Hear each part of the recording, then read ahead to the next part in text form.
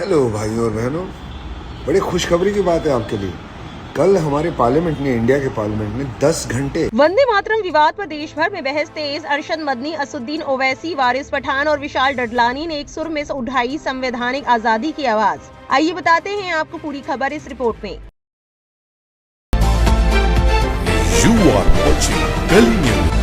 प्रधानमंत्री नरेंद्र मोदी ने राष्ट्रगीत वंदे मातरम की 150वीं वर्षगांठ के मौके पर लोकसभा में चर्चा की। इस दौरान उन्होंने कांग्रेस और देश के पहले प्रधानमंत्री जवाहरलाल नेहरू पर हमला बोला। पीएम मोदी ने कहा कि कांग्रेस ने राष्ट्रगीत के टुकड़े टुकड़े किए और जवाहरलाल नेहरू ने दावा किया था कि वंदे मातरम मुसलमानों को भड़का सकता है। लोकसभा में शर्म करो के नारे लगने पर प्रधानमंत्री मोदी ने कहा कि कुछ ताकतों ने पिछली सदी में राष्ट्रगीत के साथ विश्वासघात किया। उन्होंने कहा, ये हमारा कर्तव्य है कि हम अपनी आने वाली पीढ़ियों को बताएं कि ये किसने किया। मोहम्मद अली जिन्ना के नेतृत्व वाली मुस्लिम लीग ने 1937 में वंदे मातरम के खिलाफ अभियान चलाया था, लेकिन कांग्रेस और जवाहरलाल नेहरू ने उनका विरोध करने के बजाय वंदे मातरम की जांच शुरू कर दी। पीएम मोदी ने दावा किया कि जब जिन्ना ने वंदे मातरम का विरोध किया तो पंडित जवाहरलाल नेहरू ने सुभाष चंद्र बोस को एक पत्र लिखा था, जिसमें नेहरू ने कहा था कि उन्होंने वंदे मातरम की पृष्ठभूमि पढ़ी है और उन्हें लगता है कि इससे मुसलमान भड़क सकते हैं और चिढ़ सकते हैं। पीएम ने आगे कहा, पंडित नेहरू ने कहा कि वे वंदे मातरम के इस्तेमाल की जांच करेंगे और वो भी बंकिम चंद्र के बंगाल में। प्रधानमंत्री ने आपातकाल के लिए कांग्रेस की आलोचना की और कहा कि जब राष्ट्रगीत के 100 साल पूरे हुए तो संविधान का गला घोट दिया गया। उन्होंने आगे कहा, जब वंदे मातरम के 50 साल पूरे हुए तब भारत ब्रिटिश शासन के अधीन था। जब वंदे मातरम के 100 साल पूरे हुए तब भारत आपातकाल के चंगुल में था। उस समय देशभक्तों को जेलों में डाल दिया गया था। जिस गीत ने हमारे स्वतंत्रता आंदोलन को प्रेरित किया, दुर्भाग्य से भारत एक काले दौर से गुजर रहा था। अब जब ये बयान सामने आया है तो लोग अपनी अपनी प्रतिक्रियाएं दे रहे हैं। इस पूरे मामले पर पीटीआई ने वारिस पठान का बयान शेयर करते हुए ट्वीट किया, हम वंदे मातरम का सम्मान करते हैं। जो इसे पढ़ना या गाना चाहता है वो कर सकता है, इसमें कोई दिक्कत नहीं है। लेकिन संविधान के अनुच्छेद 25 के तहत हर व्यक्ति को अपने धर्म को मानने और उसका पालन करने का अधिकार है। अगर कोई अपने धर्म के अनुसार चलना चाहता है तो उसे ये हक है। किसी पर कुछ भी जबरदस्ती नहीं थोपा जा सकता, ना किसी को कुछ पढ़ने के लिए मजबूर किया जा सकता है और ना गाने के लिए। ये गलत है। सुप्रीम कोर्ट भी कह चुका है कि राष्ट्रगान या राष्ट्रगीत गाना जरूरी नहीं है। वंदे मातरम एक राष्ट्रगीत है।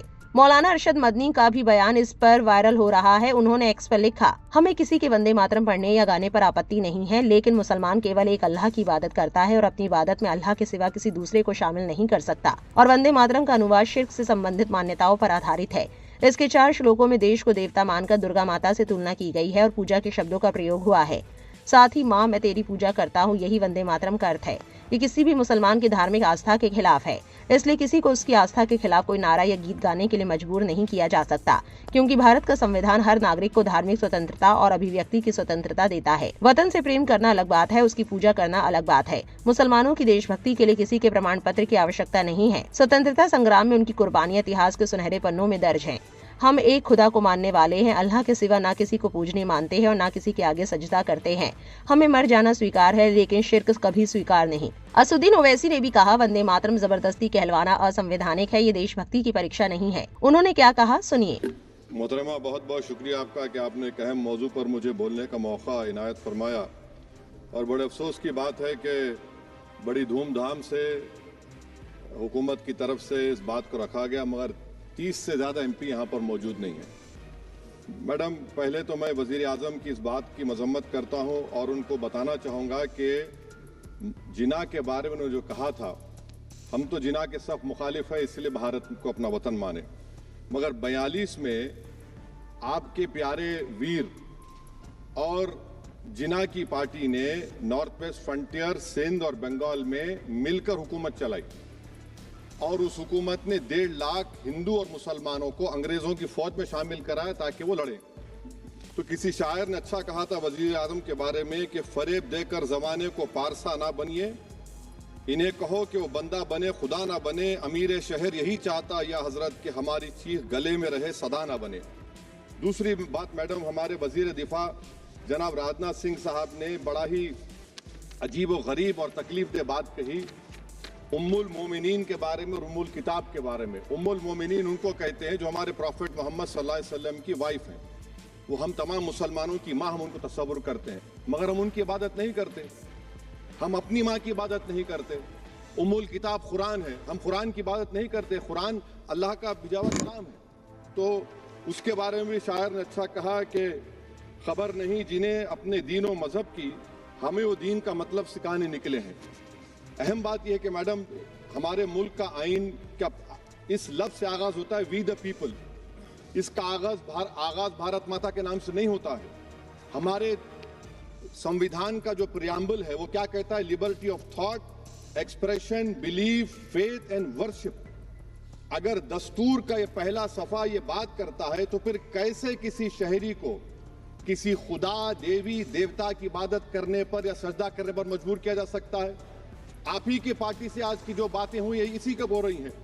हमारे कॉन्स्टिट्यूंट असेंबली में मैडम एक मोहतरमा थी, रोहिणी कुमार चौधरी ने एक तजवीज दी थी कि प्रियम्बल में किसी देवी के नाम से शुरू हो। उन्होंने खास तौर से वंदे मातरम का जिक्र किया, मगर उसको कबूल नहीं किया गया। फिर केवी कामत साहब ने एक तजवीज दी कि इट्स सिटीजन्स को बदलकर हर सिटीजन्स किया जाए और खुदा के नाम से शुरू किया जाए। वो तरमीम को मुस्तरद कर दिया गया।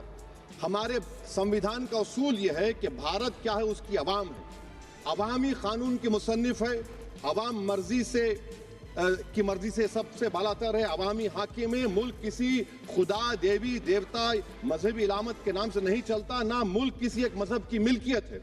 इसीलिए बाबा साहब अम्बेडकर ने क्या कहा था? उन्होंने मदर इंडिया के नजरिए को मुस्तरद किया। बाबा साहब ने एक नई इस्तिलाह वजह कर दी और कहा कि भिक्षित भारत, ये बाबा साहब अम्बेडकर ने कहा। अब मैडम, अगर मजहबी आजादी इस आइन का बुनियादी उसूल है तो सवाल ये पैदा होता है कि उस वक्त हमारे जो कॉन्स्टिट्यूंट असेंबली के प्रेसिडेंट थे जनाब राजेंद्र प्रसाद साहब ने किस बुनियाद पर वंदे मातरम को कौमी तराना करार दिया? ना तो कोई सच्ची रेजोल्यूशन है इसके बारे में। मैडम, मैं आपको बताना चाहूंगा कि जुडिशरी क्या कहती है। बीजू इमैनुअल केस है 1986 का, जिसमें जिहोवा विटनेस ने कहा कि मैं नेशनल एंथम के वक्त खड़े रहूंगी, पढ़ूंगी नहीं। सुप्रीम कोर्ट ने कहा कि उसने कोई गुनाह नहीं किया। वहीं एक 2017 का केस है अश्विनी उपाध्याय का केस सुप्रीम कोर्ट का, उन्हें कहा गाइडलाइंस दिए जाएं वंदे मातरम पर, सुप्रीम कोर्ट ने नहीं कह दिया। फिर आप आ जाइए madam, prevention of insult act national 1971, इसमें नेशनल सॉन्ग नहीं है, सिर्फ नेशनल एम्बलम और आपका नेशनल एंथम है।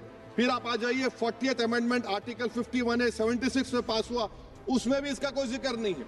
मैडम, मैं आपके सामने बताना चाहूंगा कि हमारा भारत एक इसका मजमुआ क्या है। इसमें हिंदू है, मुसलमान है, सिख है, ईसाई है, जैन है, एथिस्ट है, मेहनत कश है, किसान, गरीब, मजलूम और दलित है। मगर अगर जो तकारीर आज हमने यहाँ पर सुनी और बाहर जो सुनते हैं, अगर भारत को देवी कहने और उसके आगे सजदा करने, तो दरअसल कौम परस्ती को, वतन से मोहब्बत को मजहब में तब्दील कर रहे, और फिर यहाँ पर बोल रहे कि अगर भारत में रहना है तो वंदे मातरम गाना पड़ेगा। भाई, ये तो संविधान के खिलाफ है, सुप्रीम कोर्ट के जजमेंट के खिलाफ है। अगर वंदे मातरम मैडम कौमियत का मेयार है तो फिर सवाल ये है कि हजरत मोहानी की कौमियत क्या थी जिसने इनकलाब जिंदाबाद का नारा दिया? अगर यूसुफ मेहरली ने quit India Simon go back का नारा दिया तो उसकी कौमियत क्या थी? अगर हैदराबाद से मौलवी अलाउद्दीन जो मक्का मस्जिद का पहला मुजरिम है काला पानी में, और तूबेबाज खान जो मारकर लाश को लटका दिया गया था हैदराबाद में 8 दिन तक, उसकी कौमियत क्या थी? अगर इनायतुल्लाह काफी जो जिहाद का फतवा अंग्रेजों के खिलाफ दिया मुरादाबाद में, जब उनको 2 दिन में फांसी की सजा दी गई, और जब फांसी की सजा के ऊपर जा रहे हैं तो इनायतुल्लाह मौलाना काफी की जबान पर क्या था? वो रसूलुल्लाह हमारे प्रॉफिट की नात पढ़ रहे थे। क्या पढ़ रहे थे? कोई गुल बाकी रहेगा ना चमन रह जाएगा, पर रसूलुल्लाह का दीन हसन रह जाएगा। तो उनकी कौमियत क्या थी? माल्टा की जेल में महमूदुल हसन, हुसैन अहमद मदनी 6 महीने माल्टा की जेल की ग्राउंड में पड़े रहे, उनकी कौमियत क्या थी? अल्लामा फजल खैराबादी का वो सेल काला पानी का पुकार कर इनसे पूछ रहा है, जो वहीं पर मर गए, खबर वहां पर है, बताओ मेरी कौमियत क्या थी? मैडम, मैं एक मुसलमान हूं, मैं इस्लाम को मानने वाला बावकार इंसान हूं, और मेरे मजहब की बुनियादी तालीम तौहीद है, ला इलाहा इल्लल्लाह, नहीं है कोई खुदा सिवा अल्लाह के। और कुरान में अल्लाह क्या बोल रहा? इय्याका नाबुदु इय्याका नस्तईन, तुम मेरी इबादत करो, मुझे मानो। मुझे कहां से मिल रहा? आर्टिकल 25 से मिल रहा है। मुझे कहां से मिल रहा है? Liberty of thought, expression, belief, faith and worship से मिल रहा है।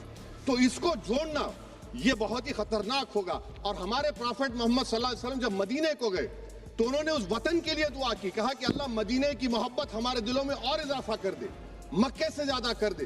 तो ये इस्लाम, मुसलमान होना, हमारे ईमान में मुल्क की मोहब्बत बीच में नहीं आती, और मुल्क से मोहब्बत है और रहेगी हमेशा, क्योंकि ये अजीम कुर्बानियां यहाँ पर शामिल है जिन्होंने जंग आज़ादी में हिस्सा नहीं लिया।